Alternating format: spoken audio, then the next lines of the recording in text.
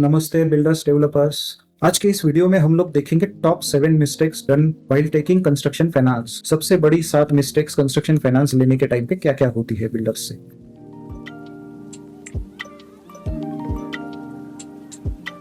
So first is selection of the financer कि finance लेने के टाइम पे हम लोग किससे ले रहे हैं, बैंक है, एनबीएफसी है या उसका साइज क्या है। जो पास्ट में हमने देखा है कि डीएचएफएल हो, इंडिया बुल्स हो, ऐसे कुछ छोटी एनबीएफसीज थी कि जिनकी फाइनेंशियल सिचुएशन या तो नॉन कंप्लायंसेस की वजह से आरबीआई ने रेस्ट्रिक्शन लगा दिए थे या तो उनके इंटरनल फंड्स या कंप्लायंस इश्यूज की वजह से क्या हुआ था कि ये जो सैंक्शन केसेस थे, सैंक्शन लोन्स थे, उसको डिसबर्स नहीं कर पा रहे थे। सो जब भी हम सैंक्शन ले रहे हैं तो उस जो बैंक है, एनबीएफसी है, उसका सिचुएशन कैसा है, फाइनेंशियल स्ट्रेंथ कितना है, वो एक जरूर देखना चाहिए। बिकॉज होता क्या है, प्रोसेसिंग फीस पे करते हैं, मॉर्गेज का चार्जेस जाता है। अगेन ये जो छोटी एनबीएफसीज रहते हैं इनके फोरक्लोजर या part payment, extra payment charges भी रहते हैं। मतलब ये ऐसा होता है कि 20 करोड़ का सैंक्शन तो दिया है, 5 करोड़ डिस्बर्समेंट होने के बाद में बोलते हैं हम लोग आगे का फंड्स नहीं दे पाएंगे, तो आपको दूसरी बैंक में जाना पड़ेगा। तो ये अगर दूसरी बैंक में जाना है तो इस टाइम पे फोरक्लोजर चार्जेस 5 करोड़ के ऊपर भी लगाएंगे, बिकॉज इनके सैंक्शन टर्म्स में लिखा है। सो ऐसी चीजें पास्ट में फेस की है कुछ बिल्डर्स ने और उसमें उनका बहुत नुकसान हुआ है। प्रोसेसिंग फीस भी वेस्ट गई है, मॉर्गेज की चार्जेस भी वेस्ट गई है, ऊपर से फोरक्लोजर चार्जेस भी भरने पड़े। सो इस सिलेक्शंस के टाइम पे ये देखना जरूरी है कि उसका सिचुएशन कैसा है। उसके बाद में आएगा कि प्राइवेट इक्विटी। अगर हम लोग फाइनेंसर प्राइवेट इक्विटी से ले रहे हैं तो वो उसकी ओन फंड से या कहीं से बोरो करके ले आ रहे हैं। बिकॉज होता क्या है कि जो इन्वेस्टर्स रहते हैं कभी कभी इनको हायर रेट्स मिल रहे हैं, इसके लिए कहीं से लोन उठा लेते हैं और अपने पास इन्वेस्ट करते हैं। बट इस केस में होता क्या है कि इसको अगर प्रेशर आ जाता है, फाइनेंशियली बर्डन आता है इन्वेस्टर को, तो इन्वेस्टर कभी भी पैसा मांगना स्टार्ट करता है। बट उस टाइम पे क्या होता है कि हमें उस टाइम पे स्ट्रेस आ जाता है कि बिकॉज इन्वेस्टर रिटर्न्स मांग रहे हैं, हमने तो कमिटमेंट दिया तो हमें देना पड़ेगा। तो हम लोगों का प्रोजेक्ट का जो फंड्स का प्लानिंग रहता है वो इस टाइप के इन्वेस्टर से डिस्टर्ब हो जाता है। तो इसके लिए जो भी इन्वेस्टर से फंड्स हम लोग ले रहे हैं उसको भी हमने प्रॉपरली असेस करके लेना है कि इसका कैपेसिटी कैसे है प्राइवेट इन्वेस्टर। ये हो गया selection of the financer, first mistake. Second है, दूसरा मिस्टेक है कि accepting unrealistic terms and conditions of the financer. बहुत बार ऐसे होता है कि कुछ बैंक्स, एनबीएफसीज या जो प्राइवेट फाइनेंसर्स रहते हैं वो एक फर्स्ट कंडीशन डालते हैं कि सेल्स माइलस्टोन आपका ऐसे ऐसे होना चाहिए, कि जो अनरियलिस्टिक रहता है कि आप क्वार्टरली 40 फ्लैट सेल कर देंगे which is 20% of the inventory, second quarter में आप इतना कर देंगे, थर्ड क्वार्टर में इतना कर देंगे, और नहीं होता है सपोज, तो उस केस में आपको ओन फंड्स इंट्रोड्यूस करने पड़ सकते हैं। ऐसे होता है कि ये सेल्स आपके रीपेमेंट से लिंक भी होता है, तो रीपेमेंट अगर उतना नहीं होता है तो ओन फंड से रीपे करना पड़ेगा।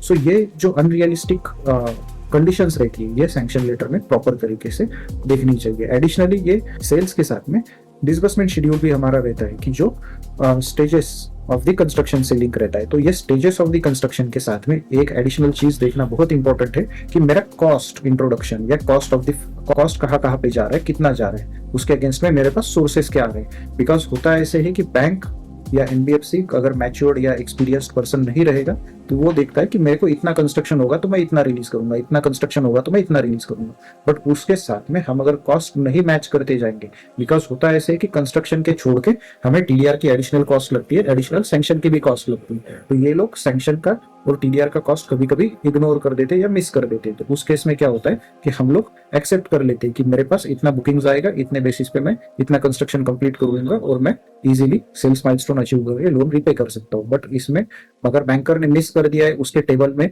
चार्ट में, तो ऐसे प्रोबेबली हो सकता है कि आपसे भी मिस हो जाए टीडीआर और सैंक्शन कॉस्ट। तो एक ध्यान में रखना कि स्टेज ऑफ माइलस्टोन या कंस्ट्रक्शन, इसके साथ में कंस्ट्रक्शन कॉस्ट भी आपकी मैप कर ली हो, प्लॉट कर ली हो डिसबर्समेंट शेड्यूल में। ये हो गया second mistake, accepting realistic terms conditions of the bank. Third होता है कभी कभी डाइवर्टिंग फंड्स, की जो बैंक से, एनबीएफसी से फंड आ रहे हैं वो हम लोग एक विंग के लिए अगर कंस्ट्रक्शन फाइनेंस लिया है दूसरे विंग के लिए यूटिलाइज कर देते हैं।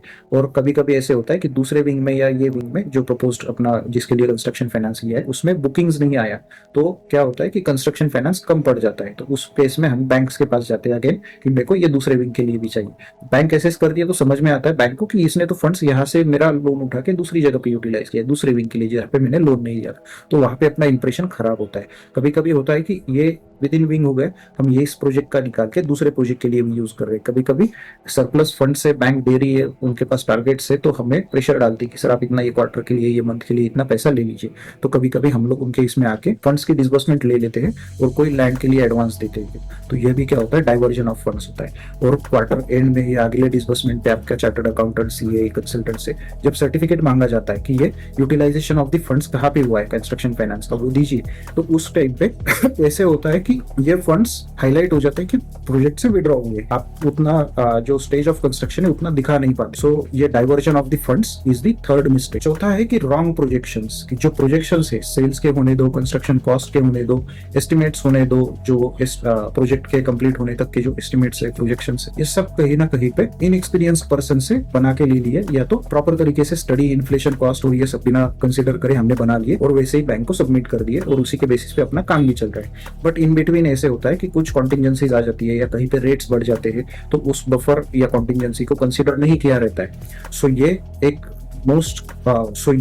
एक मोस्ट हैपनिंग मिस्टेक है कि हम लोग गलत प्रोजेक्शंस या गलत एस्टिमेट्स पे काम करते रहते हैं और गलत कैश फ्लो बैंक को सबमिट हो जाता है। हम लोग साइन भी कर देते हैं कि ये मेरा प्रोजेक्ट का एस्टिमेटेड कैश फ्लो है, बट इसमें कुछ बेसिक चीजें भी मिस हो सकती है। तो वो एक अवॉइड करना है कि रॉन्ग प्रोजेक्शंस या एस्टिमेट्स प्रॉपर तरीके से चेक होके ही प्रोसीड करने चाहिए। पांचवा मिस्टेक है मिसमैच इन डेटा। हमारा जो रियल एस्टेट इंडस्ट्री है इसके ऊपर क्लोज वॉच रहता है डिपार्टमेंट्स का, गवर्नमेंट डिपार्टमेंट्स का।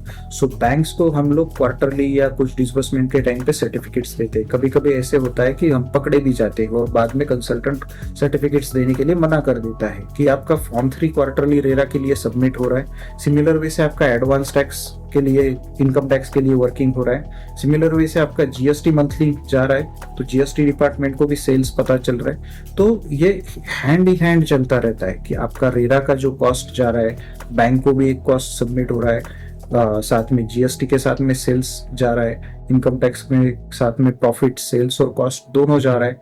तो यहाँ पे अपना सिंक्रोनाइजेशन प्रॉपर तरीके से, ट्रांसपेरेंट तरीके से मेंटेन होना चाहिए, नहीं तो ये प्रॉब्लम देता है कंसल्टेंट्स को। कंसल्टेंट्स अगर पीछे हट गए तो आपकी डिसबर्समेंट रुक सकती है। सो ये एक इंश्योर करना है कि सभी जो डेटा हम लोग सबमिट कर रहे हैं बैंक्स को, जीएसटी को, इनकम टैक्स को, रेरा को, ये हैंड इन हैंड या सिंक्रोनाइजेशन में है। नेक्स्ट इज जनरल मिस्टेक्स, की accepting some unreasonable conditions of the bank. कि बैंक बोलता है कि आपका प्रोजेक्ट कॉस्ट 100 करोड़ रुपए है, तो 100 करोड़ में आप एक काम कीजिए, 25 करोड़ रुपए आपका ओन कैपिटल रहना चाहिए, तो मैं आपको 50 करोड़ रुपए, बट जरूरत ही नहीं है 25 करोड़ रुपए अगर आपका ब्लॉक करके रखा, तो बैंक की कंडीशन ऐसे एडिशनल रहती है कि ये 25 करोड़ आप तब तक नहीं निकालोगे जब तक मेरा लोन नहीं क्लोज हो जाता है। तो हो गया आपका, फंड्स आ गए, सरप्लस भी आ गया, बुकिंग्स एडवांस भी अच्छा आ गया, बट बैंक को थोड़ा थोड़ा करके रीपे करना है, तो आप आपका 25 करोड़ रुपए विड्रॉ नहीं कर सकते। अभी बैंक के लिए तो कॉस्ट रहता है इंटरेस्ट के ऊपर, आपको चाहिए कि वो क्लोज करके मेरा फंड्स में विड्रॉ करूं, कोई प्रॉब्लम नहीं है, बट आपको लगता है कि अरे बैंक्स के फंड्स तो आ रहे हैं मेरे पास 12% पे,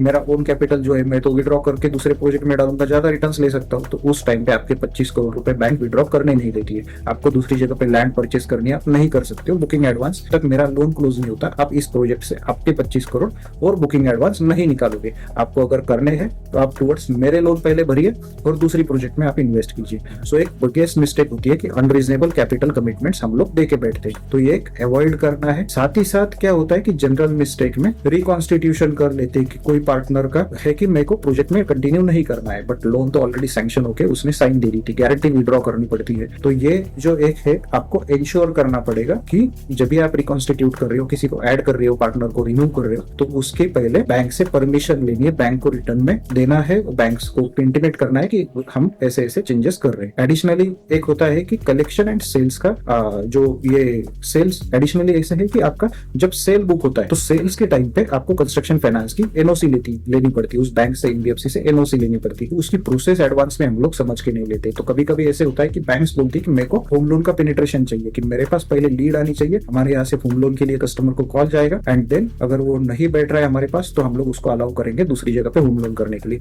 कभी कभी इसमें क्या होता है कि कस्टमर का बुकिंग कैंसिल हो जाता है बैंक के स्ट्रिंजेंट नॉर्म्स या डील डिले की वजह से। और आगे अगर वो दूसरी बैंक में जाता है तो अपनी बैंक जहाँ से कंस्ट्रक्शन फाइनेंस लिया है वो एनओसी के लिए भी डिले करती है। तो आपको इंश्योर करना है कि लोन अवेल करने से पहले, डिसबर्समेंट डॉक्यूमेंट साइन करने से पहले ये सब चीजें आप अंडरस्टैंड प्रैक्टिकली करके लेते हैं एंड देन आप प्रोसीड करेंगे। एंड सेवेंथ लास्ट मिस्टेक जो है, डिसबर्समेंट अंडरस्टैंड प्रैक्टिकली करके लेते हैं एंड देन आप प्रोसीड करेंगे।